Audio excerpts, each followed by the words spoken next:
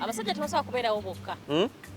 Lwaki babeera kati bwe banaabeera bokka abakyala abe bangi banaabeera batya. Abakyala baleke tubasaasira. Baani nze mbasaasira. Nze mbasaasira lwa nsonga abakyala bano balaba bimuli byaffe.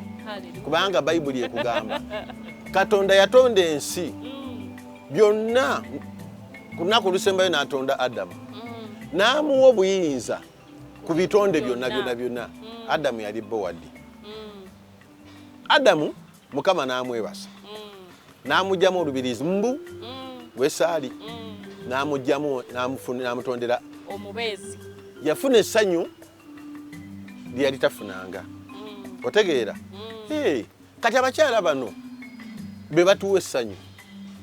N'olw'ensonga eyo omuntu naffe tulina okulaba nga tebabeera mu buyinike. Otegeera embeera eyo tulina basanyusa.